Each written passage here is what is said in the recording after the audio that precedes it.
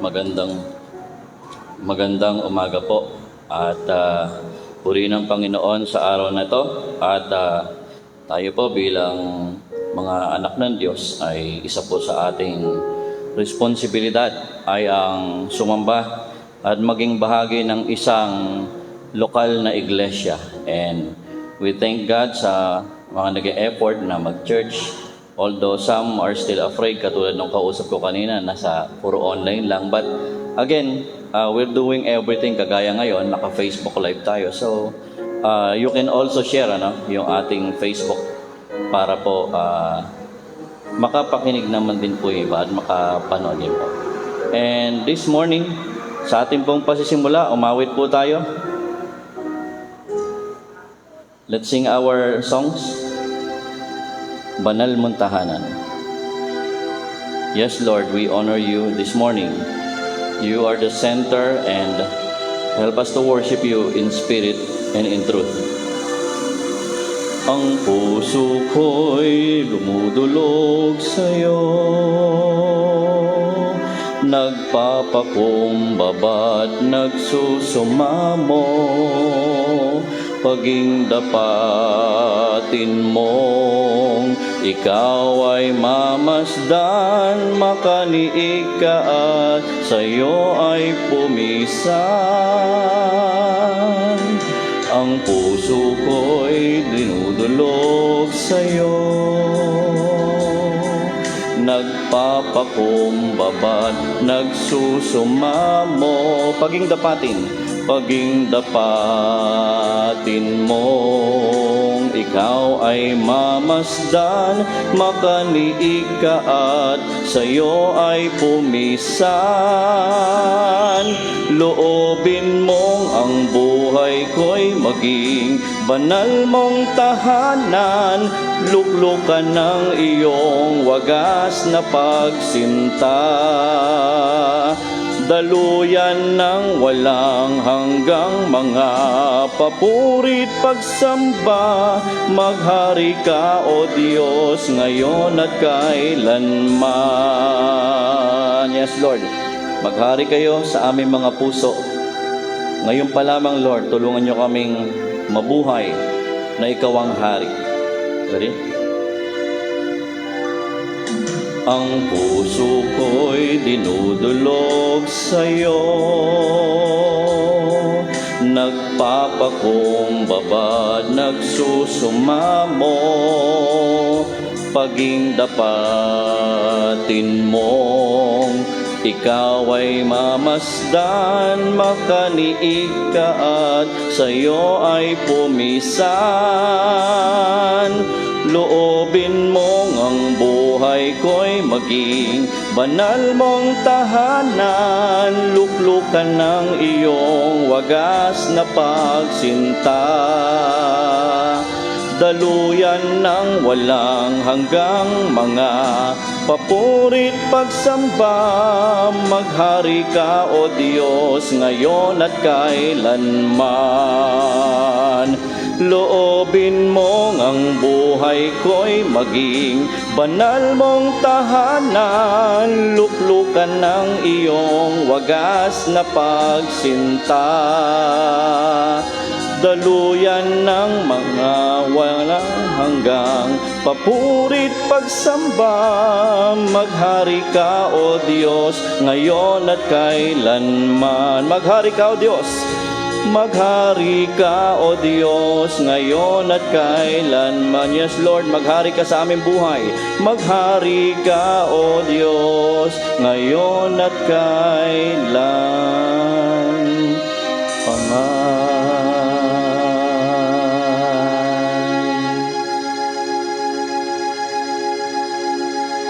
Yes, Lord, yan po ang aming panalangin, na maghari kayo sa aming puso.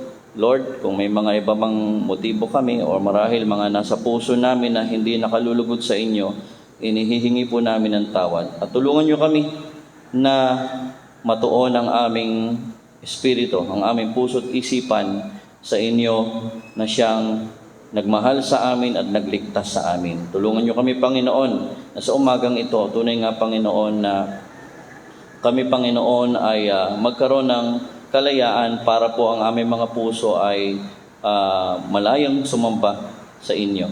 Lord, dalangin ko Panginoon, maging ang aming bansa, kay Panginoon ang siyang lumingap. Nalalaman niyo Panginoon ang krisis na naapektuhan din kami sa buong mundo. Dahil sa giyera po dyan sa Ukraine, ang invasion ng Russia, ay affected ang buong mundo dahil sa mga economic sanctions. And Lord, we pray na sana wag na pong madagdagan ang casualties ng digmaang ito. Dalangin ko rin Panginoon na nawa Panginoon ay maging sa aming bansa na nararamdaman na po namin Panginoon yung pong pagtaas ng mga presyo dahil po sa pagtaas ng bilihin per barrel po, lalo na po ng langis. Lord, sana Panginoon ay huwag niyo pong hayaan na magsamantala yung mga taong alam naman nila kung ano ang halaga ng kanilang biniling langis and yet agad-agad nilang itinataas. Maging Panginoon sa ibang mga bilihin na Panginoon, bigyan niyo ng pagkatakot sa inyo. Ang mga nagnenegosyo at nagtitinda na kung mayroon mang pandaraya, because you have said in your word, an unjust scale is an abomination to the Lord. Hindi niyo po pagpapalain ang lahat ng nandadaya sa kanilang mga negosyo, sa mga maliliit na mga tao na kung saan ay naghihikahos and yet kanila pong binibigyan ng pagtaas ng mga bilihin na hindi naman po kailangan pa.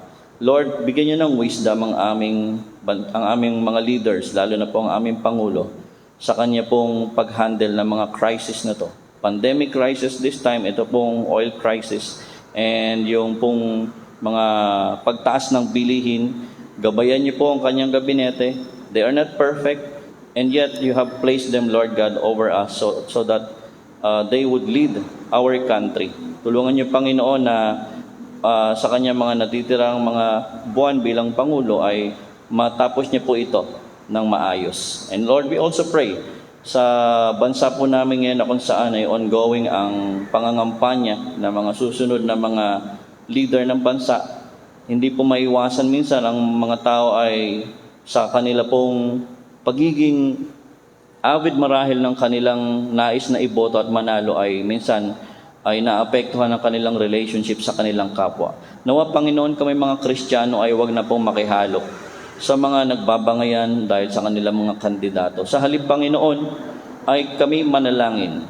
At kung kami Panginoon ay manalangin ay huwag po namin husgahan kung iba ang pinili ng aming kapwa.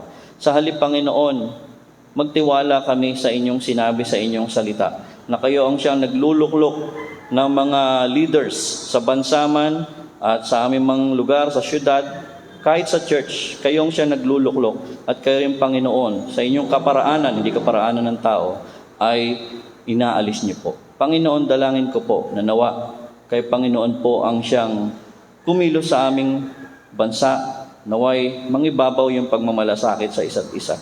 At lalo sa panahon ngayon, hindi pa po humuhupa ang pandemya, nawa ang dalangin namin ay tunay nga na mabawasan at totally mawala na po ito pong pandemic na ito. We've heard, Lord God, na meron pong fusion and mutation na naman, combination ng Delta and yung pong isa pong variant. Lord, we pray, in the name of Jesus, na huwag niyo pong hayaan na ito ay mag-surge muli at magdulot na naman ng panibagong pasakit sa sangkatauhan.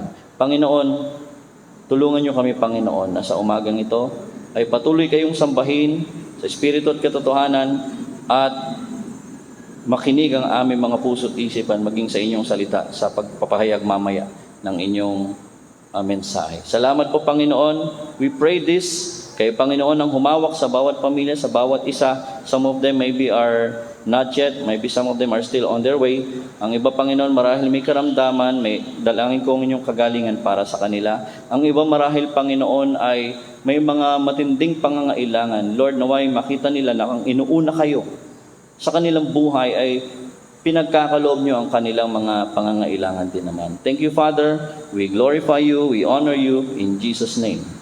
Amen. Let's continue singing. Ito, magandang song po ito sa from Papuri.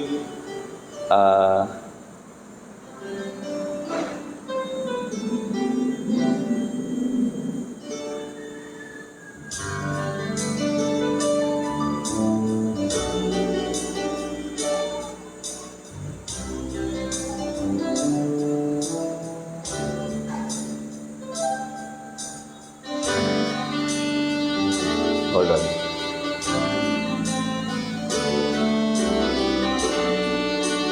Hold on. Oh, sorry. Ito pala yung linya. Pasasalamat sa Panginoon ang ating hatid.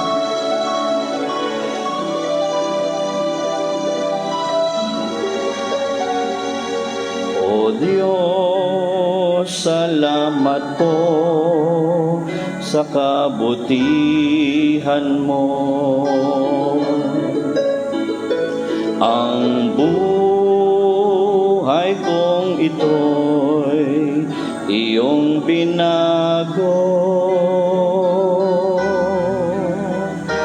Ang dati kong buhay puno ng dusa. Dahil sa iyo. Dahil sa iyo, O Diyos, nabuhay ang pag-asa. Di ko maihayag taus-pusong pasalamat sa mga biyaya mong laging natatanggap.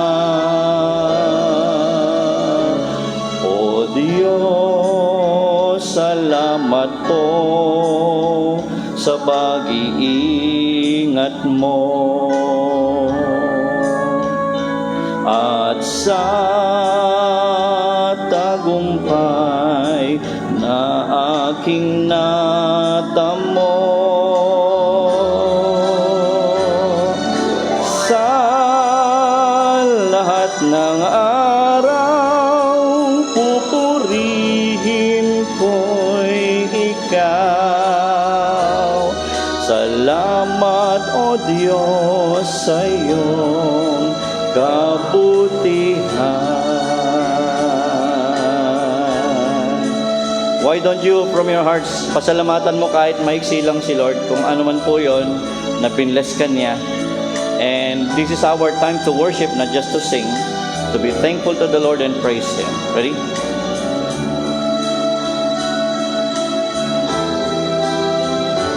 Di ko maihayag taos-pusong pasalamat sa mga biyaya mong laging natatanggap.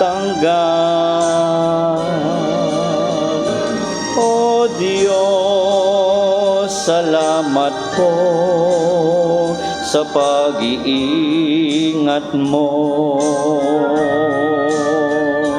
at sa tagumpay na aking natamo. Sa lahat ng araw, pupurihin ko'y ikaw. Salamat, O Diyos, sa iyong kabutihan.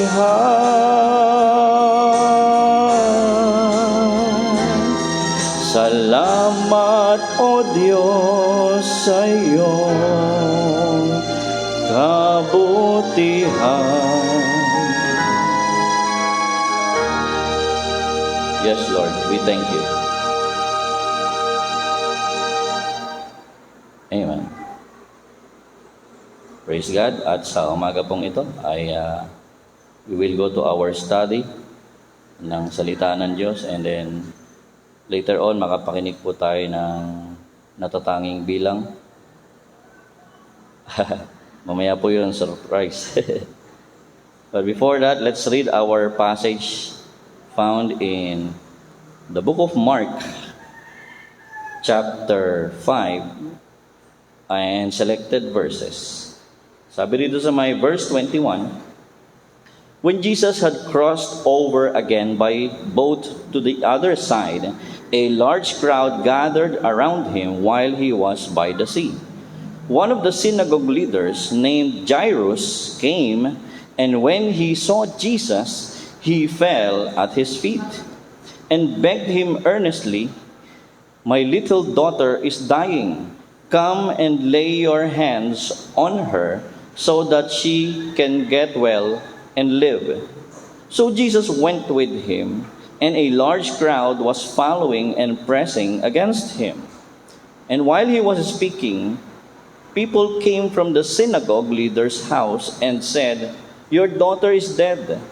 Why bother the teacher anymore?"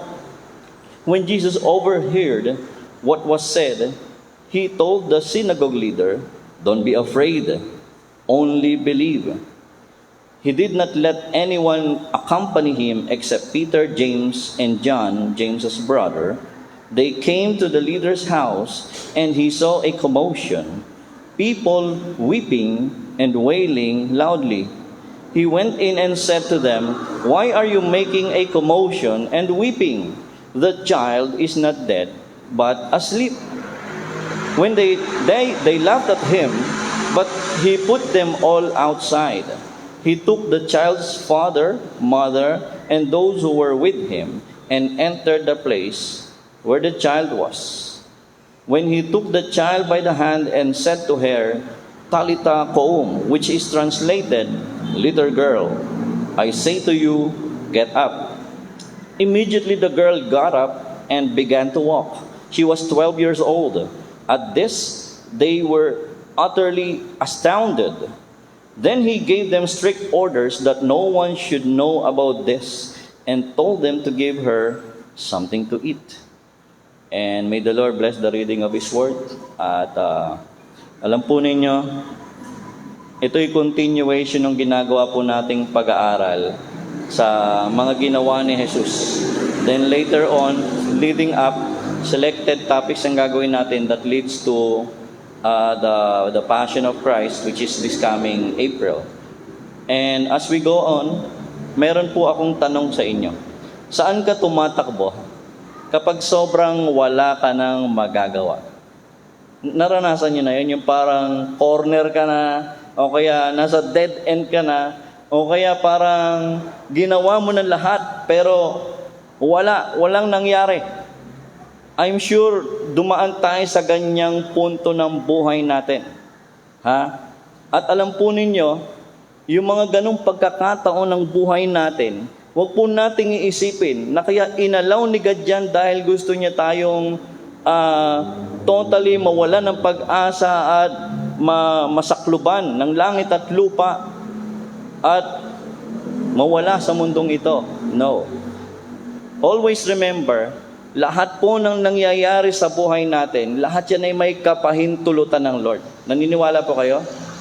Wala pong pwedeng mangyari sa ating buhay na hindi po ipinahintulot ng Lord. Lahat po yan ay katulad ng isang nagluluto ng pagkain, di ba? Ng ulam. Di ba? Merong sibuyas, may bawang, may toyo, may suka, may karne, may patatas, may paminta, may laurel, ano na yun? Adobo, ang galing. Natututo na ako sa asawa ko nung sangkap ng adobo. But anyway, di ba pagka ang nakagat mo yung paminta, medyo maanghang. Di ba? Minsan nilalagyan pa ng sili. Di ba? Pero mahalaga yung paminta sa sangkap ng adobo ng buhay natin. Tama? At minsan parang ang buhay natin parang adobo.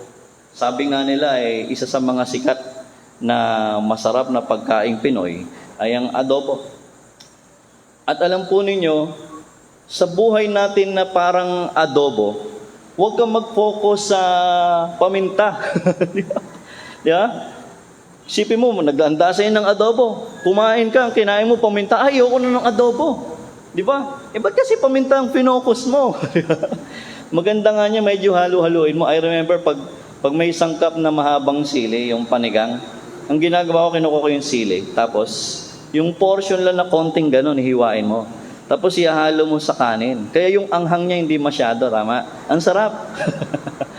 Ba't pa napunta tayo sa ulam? But anyway, ang sinasabi ko po ay ganito. Ang buhay natin ay parang isang formulation na kung saan lahat ng bagay ay kailangan. Everything is a necessity. Yes, that's true.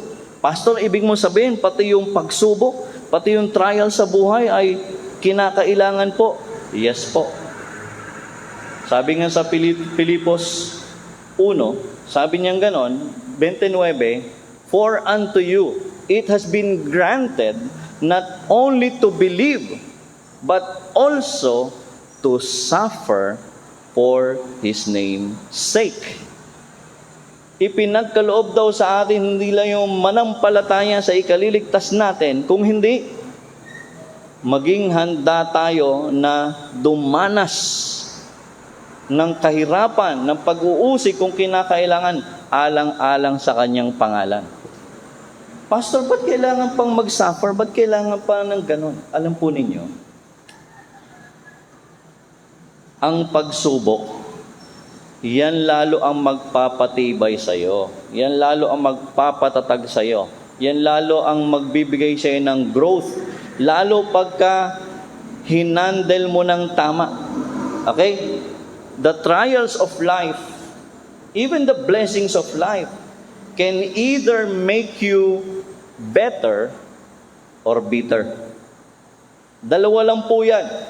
Sa anumang pagsubok, sa tahanan man yan o kahit sa church, will that situation, will that circumstance, will that trial, will you come out of that a better person or a bitter person?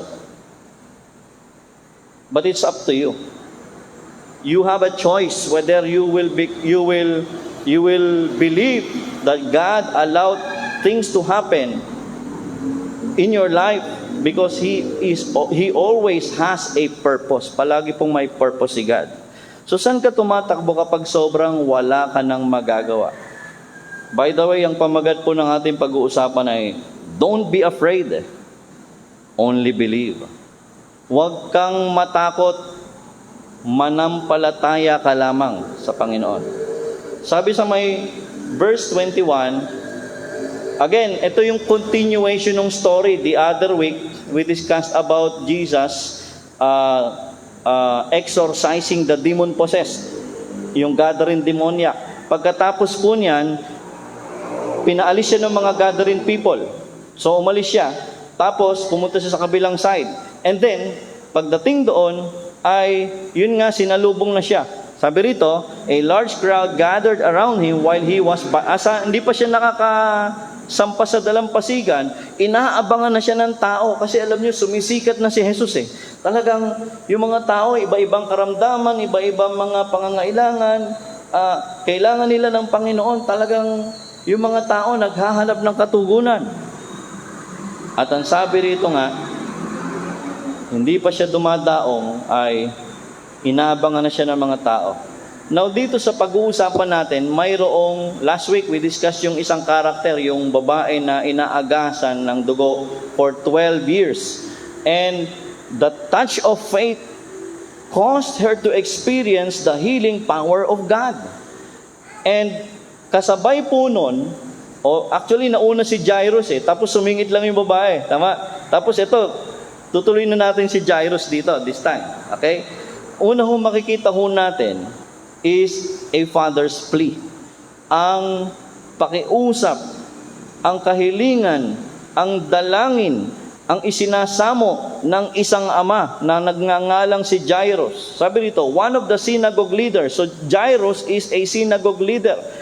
When you say synagogue, pag sinabing synagogue, iba po sa temple. Ang temple kasi, sa Jerusalem yun. it is where they offer offerings and sacrifices sa may temple and prayers as well. Pero yung pong synagogue, ito naman po'y kakaiba sa templo. Yung synagogue, it is a place where God's people gather to study the scripture and magkaroon ng religious discussion. And yun din yung nagiging avenue nila para mag-convert into Judaism ng ibang mga hindi nila kapanalig. So dun sa may synagogue, may mga leaders po ron. At ang isang leaders dito, ang isa sa mga leaders ay si Jairus. Sabi rito, one of the synagogue leaders named Jairus came, and when he saw Jesus, he fell at his feet.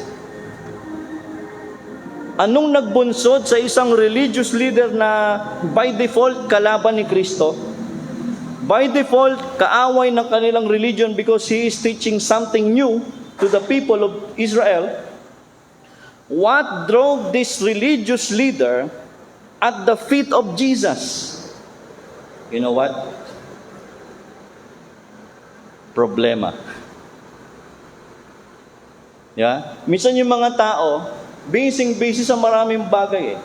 Di ba? Hindi bumibitaw yan dahil kinakailangan niyang ma-achieve yung kanyang plano, yung kanyang goal. Those are good. Kinakailangan niyang connect sa mga tao, sa people of influence, o kinakailangan niya expand yung kanyang business. That's good. But a lot of times, ang nagsasuffer sa ating kabisihan ay yung panahon natin sa Diyos. And for sure, because Jairus had been hearing about Jesus,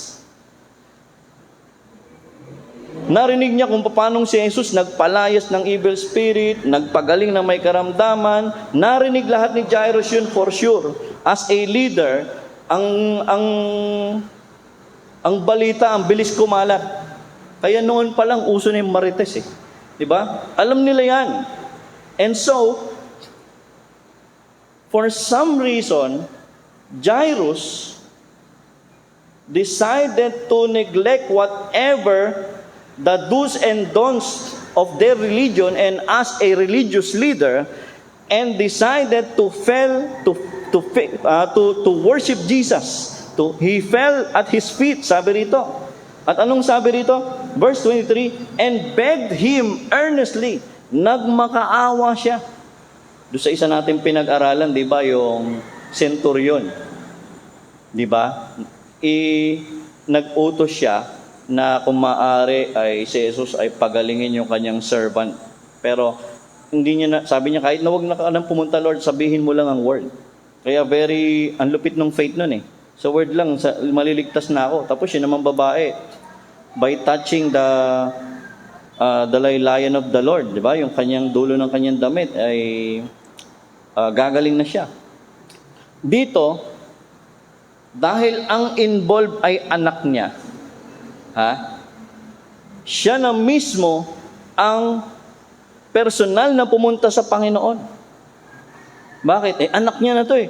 Hindi niya pwedeng ipag-utos kahit sa ibang tao. Di ba kahit tayo naman, pagka yung anak na natin ang involved, dapat alam natin ang lahat ng nangyayari, lahat ng proseso, lahat ng detalye, gusto nating bantayan at hindi natin maaaring iwan.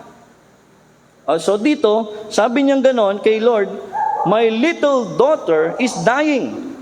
And probably, dahil alam mo, pagka ikaw ay leader that time, for sure, you are influential people. Kilala mo yung magagaling na manggagamot sa bayan. Pagkatapos may pera ka rin. You can pay almost anything for what you need. Pero sa tingin ko sa pagkakataong ito, dumating siya sa point na wala nang magagawa yung kanyang influence. Wala nang magagawa yung kanyang pagka-religious. Wala nang magagawa yung kanyang pera. Walang maitulong maging yung mga sikat na manggagamot sa kanilang panahon during that time. And because of his seeming hopelessness and desperation, he abandoned his religion and decided to prostrate at the feet of Jesus. At ang sabi niya, my little daughter is dying. come and lay your hands on her so that she can get well and live. Ang lakas ng faith niya, Lord, naniniwala ko, pag idinampi mo yung kamay mo sa anak ko, gagaling siya. So he's a believer. At alam po ninyo, during that time, marami po talagang mga tao na tinatawag na secret disciple. For example, si Nicodemus was a secret disciple of Jesus. He was a Pharisee, but he cannot sacrifice for that time yung kanyang posisyon sa lipunan. Ganon din naman si Joseph of Arimathea. They are secret disciples of Jesus. So I think itong si Jairus ay nananalig na rin sa Panginoon. Kaya nga gano'n na lang ang kanyang tiwala. At alam po ninyo, pag lumapit ka sa Panginoon, pagbibigyan ka niya. Di ba? Sabi ng James, draw near to God and He will draw near to you. Pag lumapit ka sa Panginoon, lalapit siya sa iyo. Kasi gano'n si God. Minsan hinihintay niya lang tayong lumapit eh. Minsan ang tao kaya ayaw lumapit sa Diyos, ang iniisip niya yung ginawa niyang kasalanan. Ano ka ba? More than 2,000 years ago, nagbigay na si God ng forgiveness eh. Kailangan mo lang lumapit. Hindi ka pa pinapanganak, hindi mo pa nagagawa ang kasalanan mo, naglaan na si Kristo ng kapatawaran sa kasalanan mo. Magulang mo, hindi pa pinapanganak, may nakaredy na si God na kapatawaran sa kasalanan mo. But the only condition is you come to the Lord Jesus and trust Him. Magtiwala sa Kanya. Sabi sa verse 23, So si Jesus, gano'n naman si Jesus, pag lumapit ka, pag may kahilingan ka, papakinggan ka niya. Hindi totoo na hindi naririnig ni Lord ang prayer mo. Bawat dalangin mo, bawat luhang pumatak sa mga pisngi mo, bawat malalim na buntong hininga mo, alam lahat ng Lord yon. And so Jesus, pinagbigyan ni Jesus si Jairus. So Jesus went with him, and a large crowd was following and pressing against him. So we can see here the Father's plea. Alam niyo, ang mga tatay, lalo pag ikaw ay leader, hindi ho po pwede yung ganun, magpapasub-sub ka dun sa paanan ni Jesus na kaaway ng religion nyo. Tapos, iiyak ka, magmamakaawa ka, hindi ho yun gawain ng isang leader that time. Kasi minsan may parang may ego, mayayabang minsan yung mga tao that time, parang okay na yung kausap. Baka siguro kung ibang leader sa panahon natin ngayon, sa halip na sumubsob sa paanan ni Jesus, ang gagawin yan, Lord, makipag-appointment ako sa iyo. Kita tayo sa isang fine dining, doon tayo mag-uusap. Pwedeng ganon, di ba? Pero ito, hindi niya na inisip yun. Wala nang class siyang iniisip. Wala na siyang iniisip na mine-maintain na image sa harap ng tao. Ang mahalaga sa kanya ay mapagaling ang kanyang anak. But you know what? Sometimes, when we come to the Lord and ask for His help, minsan iba yung dumarating na katugunan. Minsan parang lalo, di ba minsan may mga taong ganun, I remember may mga tao na sabing ganun, ba't ganun, pastor? Kung kailan nagtatapat ako sa Lord, lalong dumami problema ko. Di ba? Sabi ko, kasi, nung hinla ka pa sa Lord, ba't ka naman gagambalain ng diablo, nasa kanya ka na. Di ba? Ngayong wala ka na sa Panginoon, wala ka na sa diablo, nasa Panginoon ka, tandaan mo, kapag ikaw ay lumalapit sa liwanag, lalong lumalaki ang iyong anino. So, huwag niyong isipin, ano ba yan, kung kailan nagtapat ako sa Lord at saka dumami naman ang problema ko, huwag niyo sisihin si Lord. I don't know kung experience niyo na, may mga ganun ako na-encounter. So, ito si Jairus, lumapit na sa Lord Andun na Kaso nga lang, iba ang naging pangyayari. There was a fearful predicament. At ano po yun? Verse 35. Sabi rito, eto katatapos lang ni Jesus pagalingin yung babaeng inaagasan ng dugo for 12 years, ano? And while Jesus was telling to the woman, okay, your faith has saved thee. Go and be healed. Sabi ng gano'n ni Christ sa babae. At sabi sa verse 35, while Jesus was still speaking to the woman na pinagaling niya, people came from the synagogue leader's house and said, your daughter is dead. Sabi, boss, wala na boss.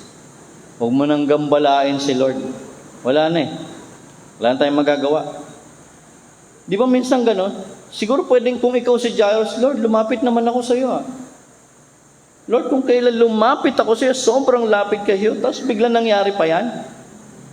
Ba't ganon, Lord? And sometimes we ask that question. Lord, kung kailan nagbasa ako ng Bible, lalo naman akong dumami problema pagsubok. Kung kailan nagsikap ako mag-church, lalo dumami pagsubok.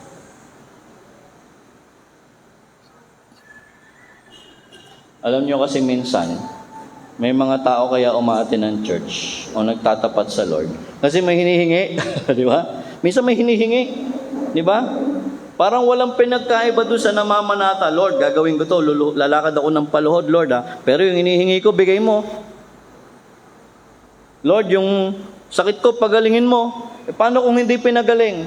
Lord, yung negosyo ko, palagawin mo. Paano kung nalugi negosyo mo?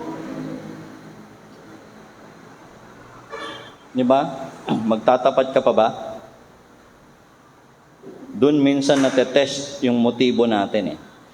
Na kung ano talagang motibo natin, ito ba'y pansarili?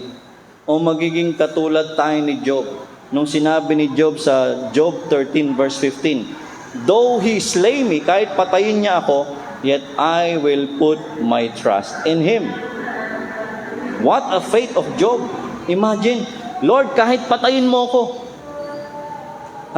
kahit ikamatay ko to, kahit pagsakluban pa ako ng langit at lupa, which happened to him already, I will still trust you. Kaya alam niyo nangyari kay Job? Katulad nung sinabi sa 23:10 ng Job. Yeah. Sabi ni Job, alam ng Lord ang aking pinagdadaanan. At pagka ako'y kanyang nasubok na, I will come forth as gold. Ang ginto, para lalong kuminang, dinadaan po yan sa apoy. Para matanggal yung impurities, para maging pure gold, pinapadaan po yan talaga sa apoy. Para masunog lahat ng impurities at ang matira ay purong ginto. The same thing din po. Sabi ng 1 Peter 1, our faith, after being tested by trials, will come forth as gold to the praise and glory of His name. So dito, lumapit si Jairus as a father, not as a religious leader. He asked for the Lord's help, and yet a fearful predicament took place. But alam po ninyo, sa mga panahong ikaw ay lugmok, minsan wala kang maasahan eh. Di ba? At pagka ikaw umasa ka sa tao, madidisappoint ka. The people being imperfect, hindi natin totally maaasahan. Di ba? Minsan nga, yung inaasahan mo, doon ka pa madidisappoint. Ganun po ang ating experience. And sa gitna ng kanyang kadalamhatian, a friend came. Jesus was a friend to those who are troubled, to those who are perplexed by trials and life ordeals. Si Lord para siyang kaibigan dito kay Jairus. Alam niyo kung bakit? Tingnan sa verse 36. When Jesus overheard, narinig lang ni Jesus. So si Jairus, kaharap ni Jesus, nagpatira pa, binulungan siya nung kanyang mga galing dun sa synagogue. Sabi, boss, patay na yung anak mo, huwag mo nang gambalain yung buro. Wala namang maikukubli kay Lord eh. Lahat naririnig ng Lord, lahat nakikita ng Lord, nababasa ang puso ng tao ng Lord. Alam ng Lord kung anong nasa puso mo, nasa isip mo, anong motibo mo. Alam lahat ng Lord yan. Wala kang pwedeng maitago. Minsan sanay tayo mag-fake ng ating intention, di ba? Pine-fake natin yung intention natin na kunwari okay tayo, pero iba pala ang plano natin, iba pala ang purpose natin. Di ba? Pero lahat kay Lord, hayag yan. Hindi natin pwedeng pagtaguan si Lord. So si Lord narinig niya yung bulungan nila. At ang sabi rito, when Jesus overheard what was said, He told to the synagogue leader, "Don't be afraid, only believe." Huwag kang matakot, manampalataya ka lang. Jesus is indeed a friend to those who are troubled. Kung ikaw may pinagdadaanan, ang sabi ng Lord sa iyo, huwag kang matakot, manampalataya ka lang. Kung ikaw ay sa tingin mo ay nahihirapan na sa buhay mo, sa pinagdadaanan mo, sabi ng Lord, huwag kang matakot, manampalataya ka lamang. Kung ikaw ay naguguluhan, di mo alam kung anong gagawin mo sa mga kabi-kabila ang problema mo, sabi ng Lord, huwag kang matakot, manampalataya ka lamang.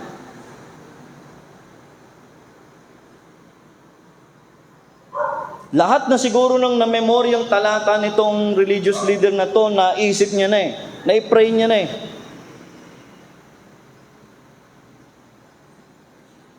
But the problem is, he failed to claim those promises. Tama? Sabi ng Lord kay Jairus, alam mo Jairus, ang dami mong alam na verses sa Bible. Ha? Ang gaganda ng mga verses, ang problema, kaharap mo na nga ang may likha ng langit at lupa, natatakot ka pa rin. Sabi ni Jesus, parang si Jesus nagtataka. Ano ba yan? Parang yung mga disciples nung binagyo yung bangka nila sa gitna ng dagat. Sabi ng Lord, ba't takot na takot kayo? Kasama niyo ako. Bakit ka natatakot? Na parang mamamatay na kayo, kasama niyo ako sa bangka. At ganun din, kung si Jesus tinanggap mo, nasa puso mo siya, bakit ka natatakot sa mga kinakaharap mo? Bakit ka nangangamba? Bakit ka nagwo-worry? Kasama mo ako, manalig ka lang. Hindi kita iniiwan, sabi nga ng Lord. And sometimes, madaling matakpan ang ating mga spiritual vision na mga problemang kabi-kabila. Lalo pag tumaas na yung presyo ng gasolina. Susunod dyan, tataas yung presyo ng bilihin, ng pagkain, ng bigas. Lahat, tataas yan.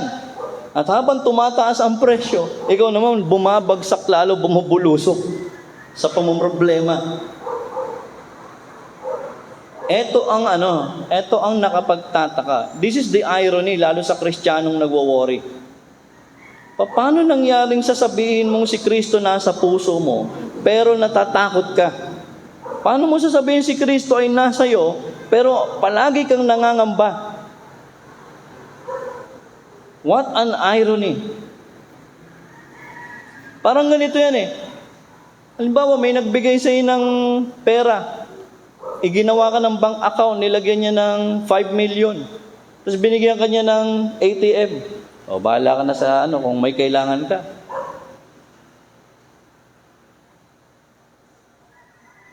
Biglang nagdatingan yung mga bills. Kuryente, tubig, kung may internet pa. Tapos hulog sa bahay kung nangungupahan ka. Tapos yung mga pangailangan ng anak mo nag-aaral. Nagpatong-patong yan. Tapos ikaw ngayon, Lord, saan ako pupunta? Di ba? Anong problema ka na? Siguro kung yung nagbigay sa'yo ng ATM, babatukan nga, hoy! Tingnan mo nga may ATM ka. Ba't ka takot na takot sa bayarin? May binigay na nga ako sa iyong pera. Alam nyo, parang ganyan ang Kristiyano eh. Sabi ng Ephesians 1 verse 3, God has blessed us with every spiritual blessings in the heavenlies. Every spiritual blessing ay ipinagkaloob sa atin. How come a believer walks in darkness? How come a person who claims to be Christian is powerless when there's temptation and trials? You know why? Kasi ang problema minsan ng Kristiyano, hindi siya responsable sa kanyang spiritual well-being. Just because God has blessed you with spiritual blessing doesn't mean automatic makiklaim mo yan. You have to grow in the faith. You have to know the Word of God.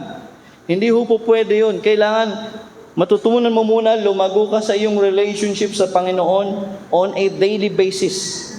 And the more you dig deeper to the Word, the more you discover His plan and His specific will for your life, the more you find direction, purpose, and meaning in life.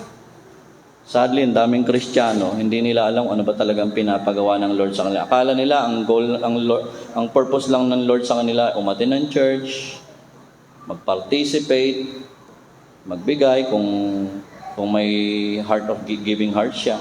And then that's it. No. Ano bang command ng Lord? Go and make disciples. After mo makilala si Lord at ikaw'y lumalago,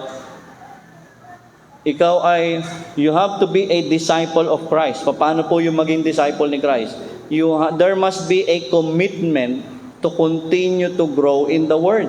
Sabi ni Christ sa John 8:31, speaking to the Jewish people who believed Him, sabing gano'n ni Christ, and He turned to those who believed Him and said to these Jewish believers, if you continue in my word, then you are my disciples indeed. Kung ikaw daw ay nagpapatuloy sa salita ng Diyos, ikaw ay disipulo ni Kristo. Oh, by the way, don't get me wrong, hindi sinabi ni Kristo, kung ikaw ay nag-a-attend lang ng church. Mere attendance of the church does not make you a disciple of Christ. Ulitin ko, just because you're attending the church makes you a disciple of Christ. Kasi pag sinabing disciple ni Kristo, follower ni Christ. Pag sinabing follower ni Christ, on a daily basis, you follow the Lord Jesus in your life. Halimbawa, nasa negosyo ka, tapos sabi nung partner mo, pare, medyo dayain mo naman yung bawasan mo ng konti yung niyan kasi para kumita rin tayo. 'Di ba? Minsan pangit makipag-business partner sa hindi Kristiyano kasi ibang values niya sa values ng Kristiyano, 'di ba? Ikaw naman, will you compromise? Will you agree with him? Doon po nagkakaproblema maraming Kristiyano. So, and yet, when you come to the Lord, when you are at your darkest, when you are at the deepest part of the tunnel of your life, the Lord listens to your prayer. The Lord knows what's happening in your life. At ang kailangan niya lang ay lumapit sa Kanya. And you know what Jesus is saying to you? Don't be afraid. Only believe. Huwag kang matakot. Manampalataya ka lang. Kaya nga sabi ng 1 John 4:4, greater is He that is in you than he that is in the world. Yung kapangyarihan, yung si Jesus na nasa puso mo, ay mas higit at mas makapangyarihan kaysa sa mga kaaway mo sa mundong ito, kaysa sa dyablo. And yet, that great Savior that is residing in your heart, if you trusted Christ, if you received Him, for some reason you ignore too quickly. Ang dali mo siyang kalimutan. And you end up defeated, living a defeated life. Ang dali kang ma-overcome ng problema, ang dali mong sumuko, ang dali mong mag-give up, ang dali mong mawala ng pag-asa. At madalas araw-araw puro worry iniisip mo, puro pangamba, o minsan puro sama ng loob, nabubuhay ka sa sama ng loob. Teka, kala ko ba the greater that is in you, the great I am that is in you, is really in your heart? How come nabubuhay ka na parang wala siya? And yet the Lord is the best friend you could ever have. People will disappoint you, but not the Lord Jesus. Kahit si pastor, Hindi naman perfecto si pastor. Diba? But the Lord Jesus will not disappoint you. Okay? So sabi ng Lord, huwag kang matakot, manampalataya ka lang, sabi ng Lord.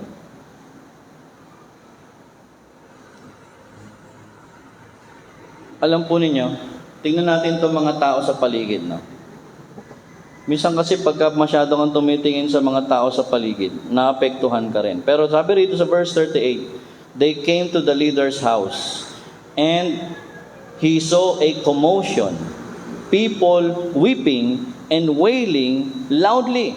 Tandaan po ninyo, gaya ng sinabi ko dati, ang mga namamatayan po, pagka namatay ang isang tao during that time, same day ililibing din.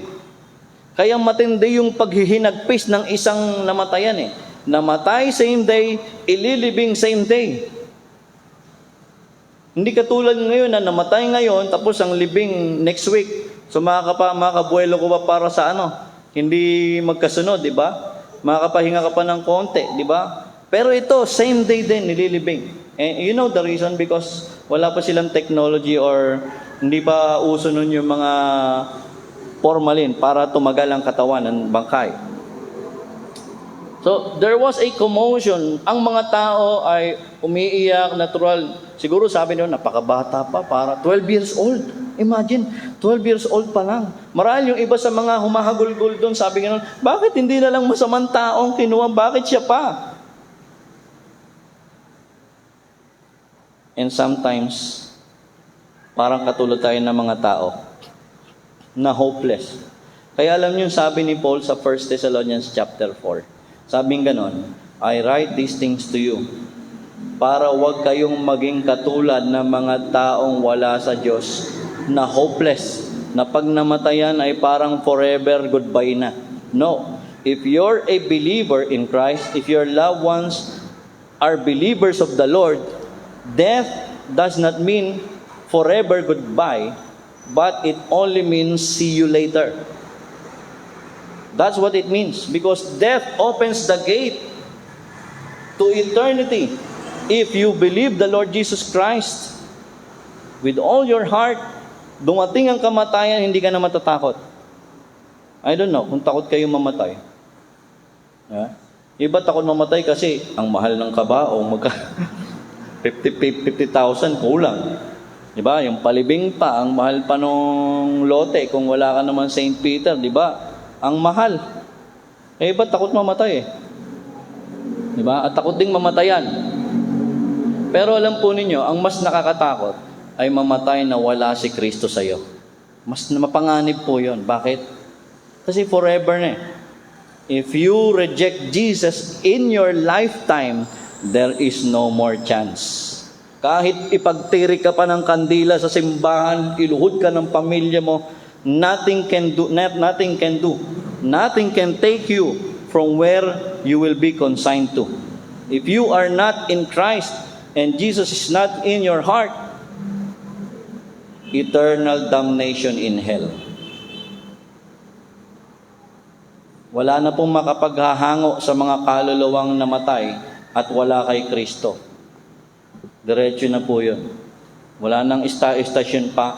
Hindi totoong namamasyal yung kaluluwa na dito. Hindi rin totoo yung kaluluwa na kasamang natulog ng alabok. That's bad theology. Kasi sabi ni iba, yung kaluluwa raw at saka yung katawan isa lang yan. Di ba? So kung paano inihiningahan daw ng Diyos si Adan nung nilikha nung sa Genesis 2:7, and he became a living soul. Sabi ng Bible. Sabi nilang ganon, pag namatay ang tao, yung kaluluwa niya kakapit sa alabok. That's not true. That's not true. Iba po ang katawan at saka ang kaluluwa. Iba rin ang espiritu. Anong sabi ni Kristo sa Mateo 10? Sabi niya ganon, huwag kang matakot sa pumapatay ng katawan, pero hindi kayang pumuksa ng kaluluwa. Kung hindi matakot ka sa Kanya na kayang ibulid ang katawan mo at ang kaluluwa mo sa impyerno. Jesus gave a distinction between the body and the soul.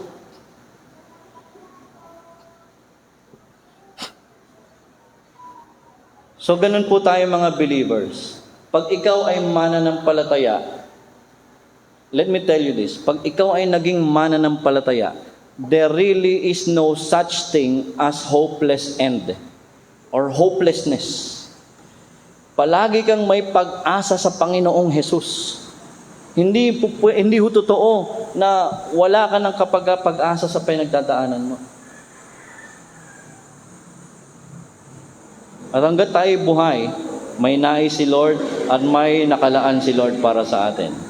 Verse 39 said, He went in, pumasok si Jesus, kasama sila doon sa bahay. Yung mga nag-iiyakan sa may verse 38, sabi rito, tinanong niya muna, why are you making commotion? Anyway, anong nangyayari sa inyo? Ba't nagwawala kayo? Siguro ba naglulupas kayo? Iba umiiyak? Anong ginagawa niyo? Sabi ganun, yung bata ay hindi patay. Siya ay natutulog lamang. You know why I said these people are foolish? Nagsalita na nga ang Lord na hindi patay yung bata, buhayan. You know what's their reaction? They scorned Jesus. Sabi nga, they laughed at Him. Nilait nila, pinagtawanan nila.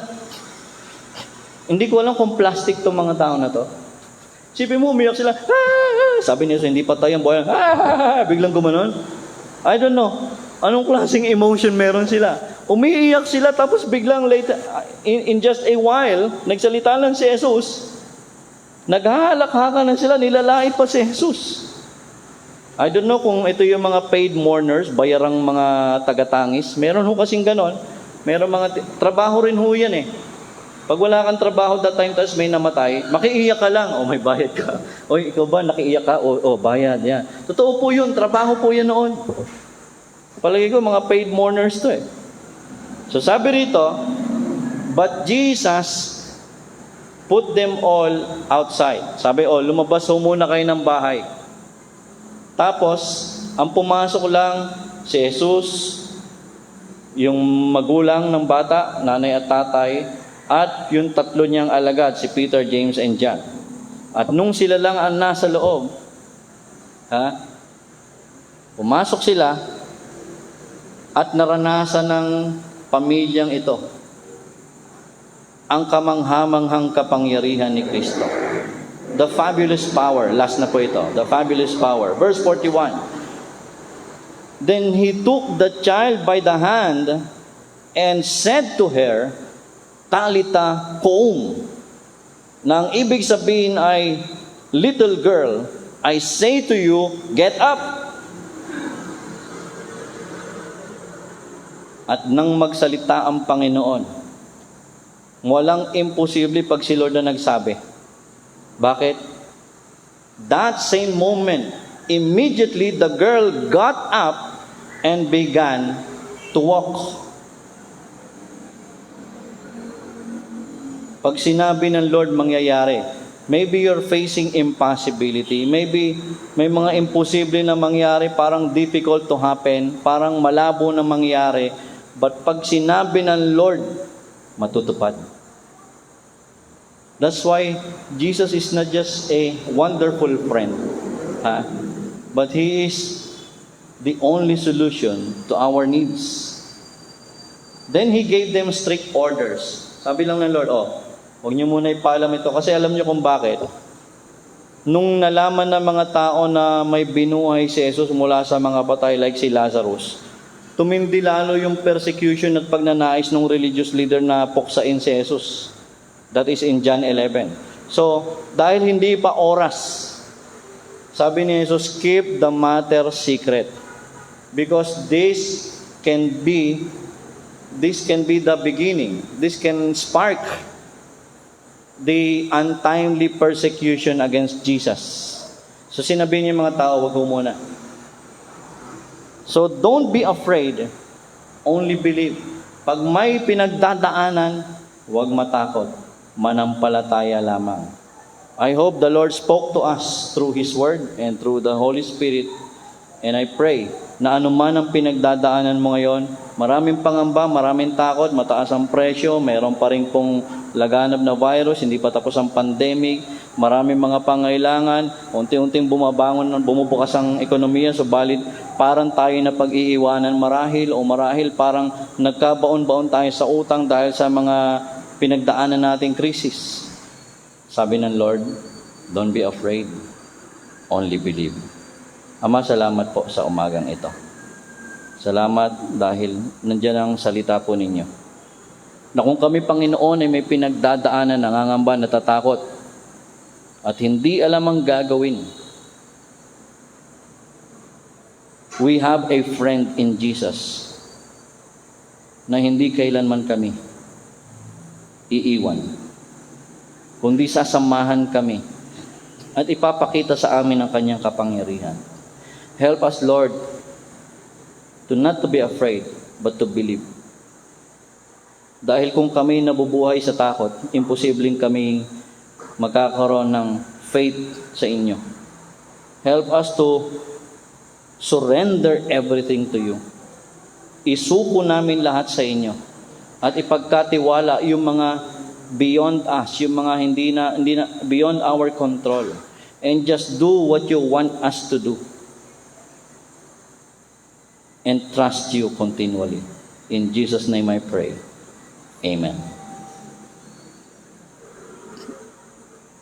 Salamat po. At para po sa ating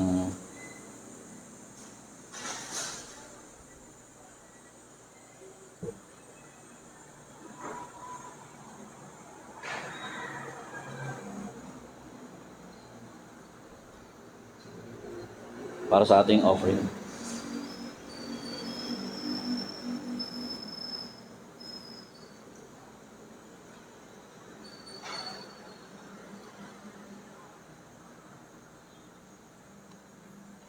Amen. Magandang umaga po sa lahat. It's been a long time na mula nang nakasimba ako dito. Kaya I thank this opportunity na makapag-awit ako, makapagbigay ako ng awit din sa ating Panginoon. Itong awit nito ay isang napakagandang awit para sa Panginoon.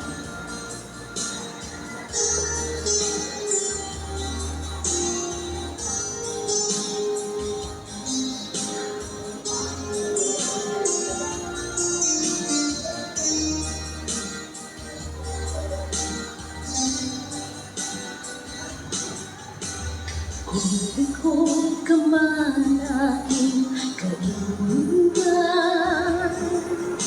pag buong buhay mo ay may kahirapan, mayroong isang nagmamahal sa'yo. Ilapit mo lamang ang puso mo. Huwag kang mawawalan ng pag-asa. Ang kalungkutang nadaramay may lunas pa. Liwanag ay sisikat din sa buhay mo. Kaginhawa na iyong matatamo.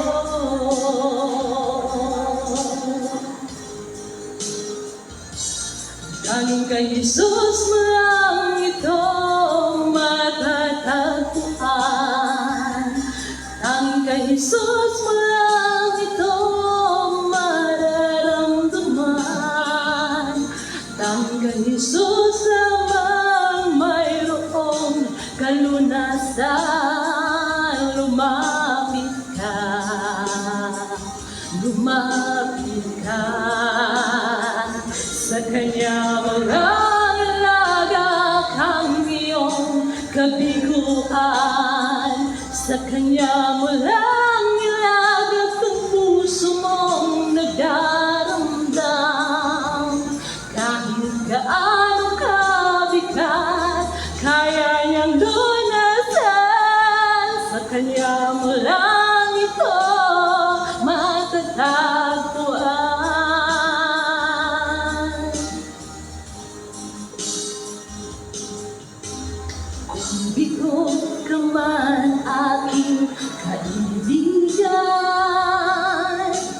takbo ng buhay mo ay may kahirapan, mayroong isang nagmamahal sa'yo. Ilapit mo lamang ang puso mo.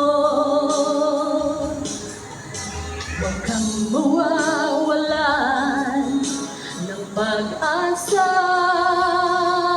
Ang kalungkutang nadaramay may lunas pa. Liwanag ay sisikat din sa buhay mo. Kaginhawaan ay iyong matatamo.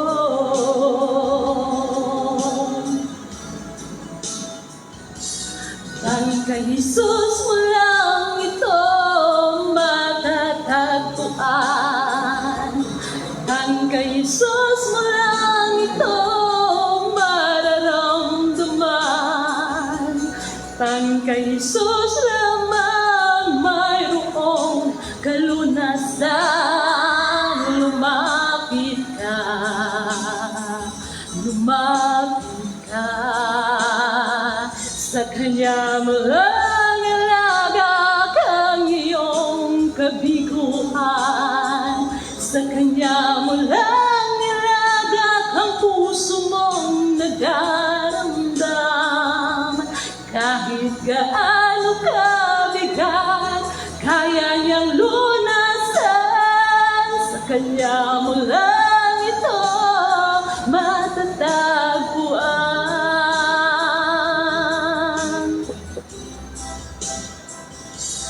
Tanging kay Jesus mo lang ito matatagpuan. Tanging kay Jesus mo lang ito mararamdaman. Tanging kay Jesus lamang mayroong kalunasan. Lumapit ka, lumapit ka. Sa Kanya mo lang ilagak ang iyong kabiguan. Sa Kanya mo lang ilagak ang puso mong nagdaramdam.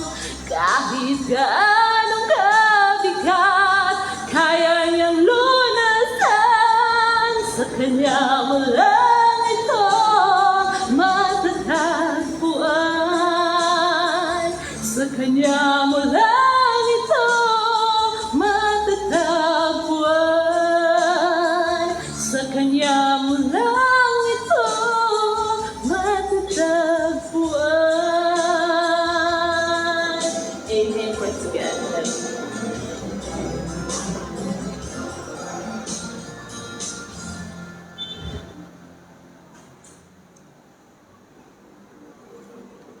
Amen. Salamat sa ating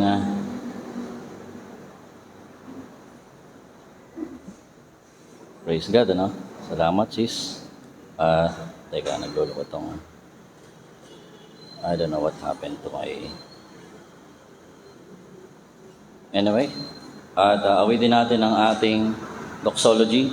Praise God from whom all blessings flow. Praise Him, all creatures here below. Praise Him above the heavenly host. Praise Father, Son, and Holy Ghost. Amen. Tunay nga na kayo lamang, Panginoong Hesus, ang katugunan sa lahat ng aming pinagdadaan. Na kung kami lalapit sa inyo, gaya nga ng napag-aralan namin at ng awitin, ay mararanasan namin ang katugunan. Sa inyo lamang matatagpuan ang lahat ng ito. Ama, salamat po sa pagkakataon ng mga anak ninyo ay makapagsamba sa inyo, makapagpuri, makapasalamat, makapakinig ng salita, at i-honor din kayo through the material things that you have blessed them. Continue, Father, to be the one that's blessing us, guiding us. Sa araw-araw, Panginoon, i-bless niyo ang aming mga sources of income. Kayo, Panginoon, na magbigay sa amin ng kalakasan sa araw-araw. Ilayo sa karamdaman, ilayo sa sakuna, ilayo sa pagkilos ng kaaway, ilayo maging sa mga masamang elemento ng lipunan. And Lord, although mataas ang mga bilihin, Lord, grant your children the special blessing so that hindi po kami, Panginoon, mahirapan sa krisis na sa ekonomiya na nangyayari po ngayon. And Father, I pray na nawa, higit sa lahat, ay patuloy na matuto kami na lumakad at mabuhay sa pananampalataya at upang makita namin, Panginoon, ang inyong magagawa at ang inyong kapangyarihan sa aming buhay. The grace of our Lord Jesus Christ, the love of God our Father, and the companionship of the Holy Spirit be with you all. Amen and amen. Now unto him who is able to keep you from falling and to make you stand in his presence, blameless and with great joy, to the only God our Savior, through Jesus Christ our Lord, be the glory and the majesty, dominion and authority, both now and ever. Amen. Maraming pong salamat. Pagpalain po kayo ng Panginoon.